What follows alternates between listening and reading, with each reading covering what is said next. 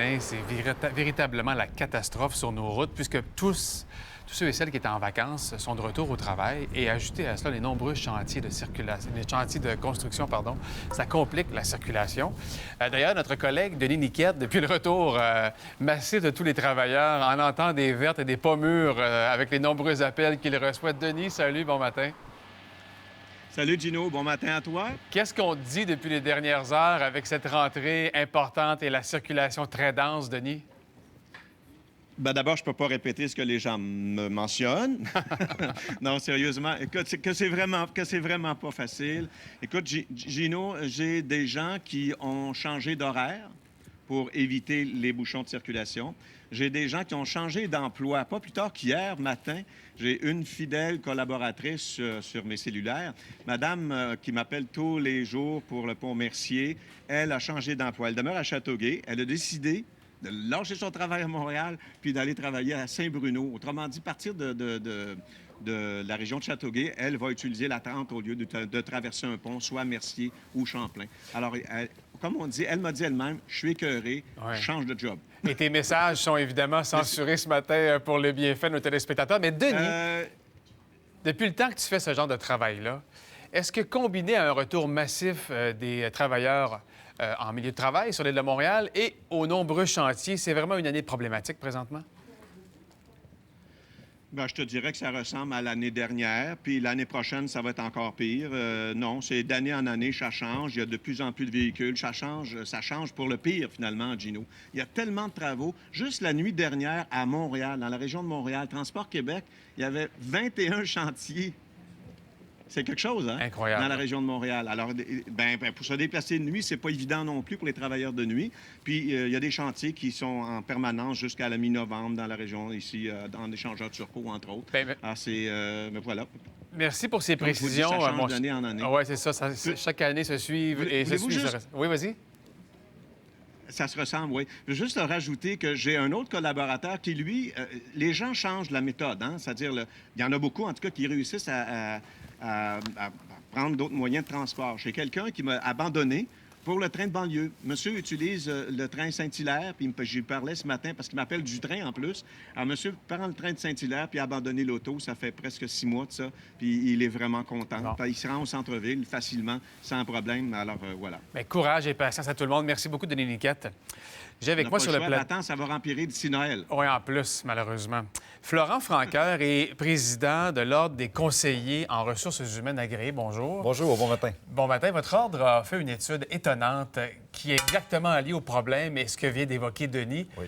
Il y a tellement de problèmes de construction et de circulation, puis il y a des gens qui quittent leur job, ou même encore qui ne veulent pas des jobs sur l'île de Montréal. C'est vrai? Oui, effectivement. Alors, ce qu'on constate dans le sondage qui a été fait auprès des membres de l'Ordre, c'est que dans 70 des cas, les gens nous disent maintenant que les problèmes de circulation maintenant est maintenant un problème, je dirais, d'entreprise. C'est-à-dire qu'on le constate à 3 niveaux. On se constate au niveau des entreprises eux-mêmes qui nous disent avoir de la difficulté à attirer des gens. Malgré les bonnes jobs qui sont faites, là. Malgré les bonnes jobs. Alors, on est à 36 des gens qui nous disent qu'ils ont soit eu des candidats qui ont refusé l'emploi, et même dans 37 des cas, on dit que des candidats, des employés ont quitté leur travail pour pouvoir se rapprocher essentiellement de leur milieu de vie.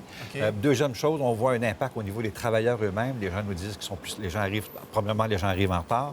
Deuxièmement, les gens arrivent stressés, les gens arrivent, ils sont irritables. Alors, ça a un impact sur, je dirais, le milieu de travail même, et bien sûr, un impact sur la productivité. On parle de milliards de dollars. Bien, on dit même qu'à peu près en moyenne, au moins, là, c'est 1 milliard de pertes financières liées aux problèmes de circulation. Il y a 90 chantiers importants présentement en cours au Québec. Donner un ordre d'idée, là, une de nos collègues, Kim, ici, a quitté Laval hier matin pour se rendre à Montréal. On parle d'à peu près 15 km, hein, les gars, à peu près, j'imagine? Une vingtaine de kilomètres, à peu près, selon vous? Oui, une vingtaine? 1h40. 1h40, c'est ça. Alors, elle a beau quitter tôt la maison, il reste que c'est 1h40 de perdu. Et elle n'est pas retournée le soir à la maison Tout à plus. fait, tout à fait. Est-ce que votre étude met en lumière des solutions pour régler ces problèmes-là? En fait, les solutions sont à 3 niveaux. D'abord, au niveau des entreprises eux-mêmes, il faut vraiment qu'on modifie nos façons de faire, c'est-à-dire y aller un peu plus vers la flexibilité des horaires, c'est-à-dire que permettre un peu aux employés de pouvoir soit arriver plus tôt, partir plus tard. Travailler à la maison ou travailler à la maison un peu. Le travail à la maison demeure quand même marginal. Quand on regarde, il y a à peu près 10 des emplois qui permettent essentiellement de travailler un temps soit peu à la maison. Mais c'est surtout de pouvoir dire aux gens, bien un peu, je dirais soit arriver plus tôt, je dirais le 9 à 5, comme on le connaît, probablement appelé un peu à disparaître. Solution au niveau des employés, et Denis en a parlé tantôt, c'est-à-dire qu'utiliser de plus en plus le transport en commun, des solutions comme le covoiturage, et bien sûr, la planification des travaux. Parce qu'on a beau dire, je suis pris dans le trafic, on est le trafic. Quand on est dans une voiture seule, dans la circulation et qu'on n'avance pas, on fait partie du problème aussi en tant qu'automobiliste. Aussi, mais en même temps, pendant ce temps-là, on ne travaille pas. Alors, je dirais probablement, il y a tout le stress qui est relié à ça. Il y a des pertes de productivité pour les entreprises le matin et le soir aussi, parce que, évidemment, lorsqu'on constate qu'il y a congestion à 4 heures l'après-midi et que la garderie ferme à 6 heures, alors on peut bien s'imaginer que dans les bureaux, je dirais, la productivité baisse parce que comment je vais faire pour me rendre... Absolument, comment je vais faire pour me rendre à la maison. Amusons-nous un peu. Voici un premier tableau qui dresse le portrait des villes les plus congestionnées en Amérique du Nord. Vous le voyez, là, Los Angeles, Vancouver, étonnamment, San Francisco, Honolulu, Seattle, Toronto, San Jose, New York, Ottawa, 9e, et Montréal, 10e.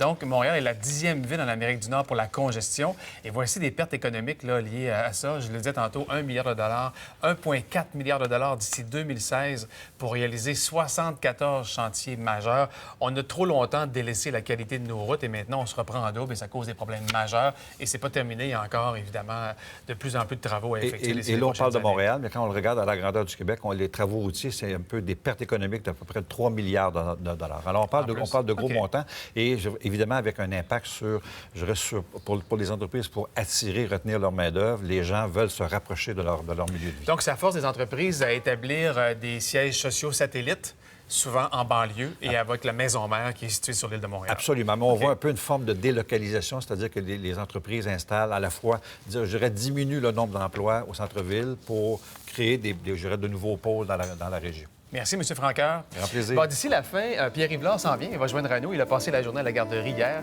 Et j'imagine que Vanessa aura la chance de revenir nous parler de cette expérience tantôt à bord d'une voiture au 11e étage de TVA.